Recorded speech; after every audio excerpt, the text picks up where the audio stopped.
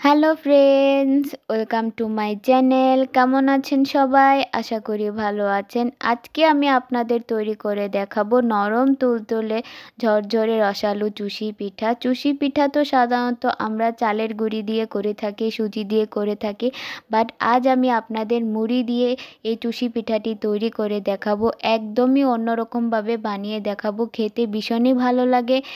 ঘরে থাকা মাত্র কয়েকটা উপকরণ দিয়ে আপনারা এই চুষি পিঠাটি তৈরি করে নিতে পারেন। একদমই নরম তুলতুলে আর ঝরঝরে হবে, মুখে দেওয়ার সাথে মিলিয়ে যাবে। আশা করি আপনাদের অনেক ভালো লাগবে। তাহলে চলুন স্টার্ট করা যাক। তো চুষি পিঠা তৈরি করতে প্রথমেই লাগছে আমার মুড়ি। তো আমি এখানে নিয়েছি এক বাটি মুড়ি, আমি মচমচে মুড়িটা নিয়েছি। আর এখানে নিয়েছি আমি একটা মিক্সার জার। এই মিক্সার জারের মধ্যে আমি মুড়িগুলোকে নিয়ে নেব, তারপর আমি এগুলোকে ব্লেন্ড করে নেব। তো মুড়িগুলোকে আমি ভালো করে গুঁড়ো করে নিয়ে এসেছি। এই রকম একদম ভালো করে মিহি করে গুঁড়ো করে নিতে হবে। এখন আমি এই মুড়ির গুঁড়োগুলিকে একটি থালাতে নিয়ে নিলাম, তারপর একটা কাপে করে আমি এই মুড়ির গুঁড়াগুলোকে মেপে নেব আমার কতটুকু মুড়ির গুঁড়া হয়েছে। তো এখানে হয়েছে আমার 1 কাপ মুড়ির গুঁড়া। এখন চুলায় একটি প্যান বসিয়ে তাতে দিয়ে দিচ্ছি আমি 2 কাপ জল। 1 কাপ মুড়ির গুঁড়ার জন্য 2 কাপ জল পারফেক্ট। আপনারা চাইলে জলের পরিবর্তে লিকুইড দুধটা ব্যবহার করতে পারেন। এখানে দিয়ে দিচ্ছি সামান্য পরিমাণ লবণ আর দিয়ে দিচ্ছি 4 টেবিল চামচ গুঁড়া দুধ। এখন এটাকে ভালো করে নেড়ে চেড়ে মিশিয়ে নিব, তারপর ফুটে ওঠা পর্যন্ত ওয়েট করব।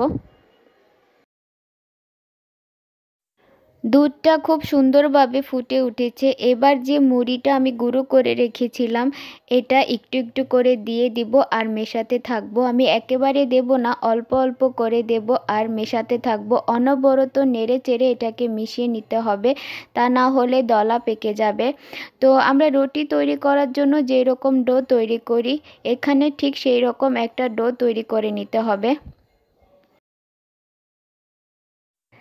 এখানে আমি দিয়ে দিচ্ছি 2 টেবিল চামচ চালের গুঁড়া। তো এটা বাইন্ডিংয়ের জন্য দিয়ে দিলাম। এখন এটাকে আমি ভালো করে নেড়ে চেড়ে মিশিয়ে নিব। আর এই পর্যায়ে চুলার আঁচটা একদমই হালকা রাখতে হবে। এখন আমি চুলার আঁচটাকে একদম লো করে দিয়ে এটাকে ঢাকনা দিয়ে ঢেকে দেব 5 মিনিটের জন্য। তো 5 মিনিট পর আমি ঢাকনাটাকে উঠিয়ে নিলাম। তো দেখুন ডোটা কত সুন্দরভাবে পারফেক্টভাবে তৈরি হয়ে গিয়েছে।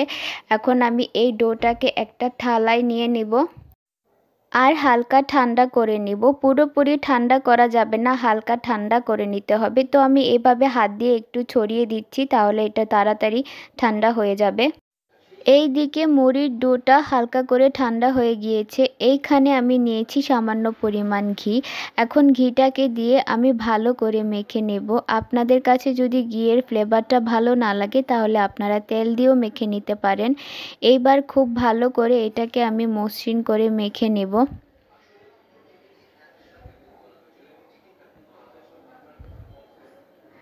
দেখুন এটাকে আমি খুব সুন্দর করে মসৃণ করে মেখে নিয়েছি।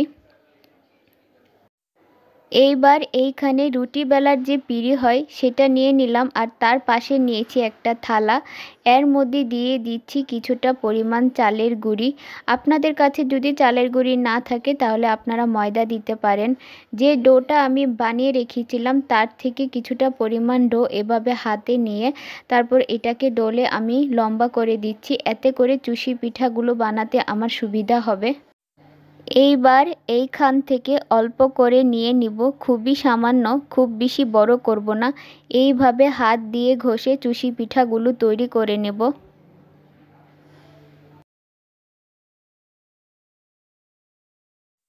তো এখানে আমি কিছুটা চুষি পিঠা বানিয়ে নিয়েছি। মাঝে মাঝে একটু চালের গুঁড়ো ছড়িয়ে দিতে হবে, তাহলে এইগুলো ঝরঝরে থাকবে। এইভাবে আমি বাকি সবগুলো চুষি পিঠাকেও বানিয়ে নেব। তো সবগুলো চুষি পিঠা আমি বানিয়ে নিয়েছি। দেখুন কতটা সুন্দর আর ঝরঝরে হয়েছে। এক বাটি মুড়ি দিয়ে আমার এতটুকু চুষি পিঠা হয়েছে। এখন চুলার উপর একটা গরম জলের পাতিল বসিয়ে দিলাম। তো চুলার আঁচটা মিডিয়ামে আছে। এখন এই চুষি পিঠার থালাটা আমি পাতিলের উপর দিয়ে দিলাম। তো 1 থেকে 2 ঘন্টার জন্য আমি এটাকে এভাবে রেখে দেব। আপনারা যদি এভাবে রাখতে না চান তাহলে আপনারা রোদেও শুকিয়ে নিতে পারেন। তো এখন চুলায় একটি প্যান বসিয়ে তাতে দিয়ে দিচ্ছি আমি 3 কাপ দুধ। 3টা এলাচ আমি ফাটিয়ে দিয়ে দিচ্ছি 2টা তেজপাতা আর হাফ কাপের মতো চিনি। তো মিষ্টিটা আপনারা আপনাদের পছন্দ অনুযায়ী দিয়ে দিবেন। এখন এটাকে নেড়ে চেড়ে আমি ফুটিয়ে নিব।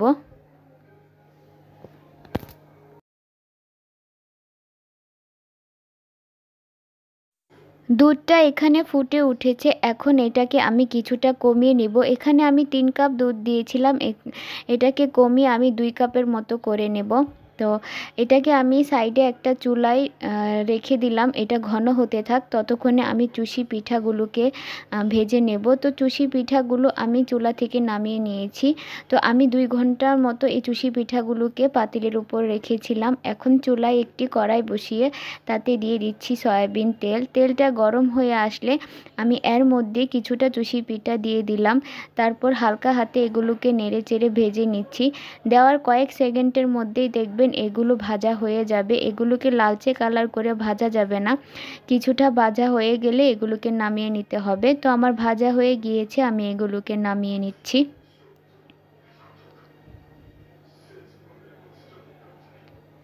একইভাবে আমি আরও কিছুটা চুষি পিঠা দিয়ে ভেজে নিচ্ছি। একইভাবে আমি বাকি সবগুলোকেও ভেজে নেব। তো আমার এগুলো ভাজা হয়ে গিয়েছে, কয়েক সেকেন্ডের মধ্যে এগুলো ভাজা হয়ে যাবে। তো এগুলোকে আমি এখন উঠিয়ে নিচ্ছি। তো দেখুন আমার সবগুলো চুষি পিঠা ভাজা হয়ে গিয়েছে। সাইডে যে দুধটাকে আমি জাল করার জন্য বসিয়ে রেখেছিলাম, দেখুন সেটা অনেকটা কমে গিয়েছে। এখন আমি এর মধ্যে চুষি পিঠাগুলোকে দিয়ে দিব। চুষি পিঠাগুলোকে দিয়ে নেড়ে চেড়ে দুধের সাথে মিশিয়ে 1 থেকে 2 মিনিটের জন্য এগুলোকে ফুটিয়ে নেব।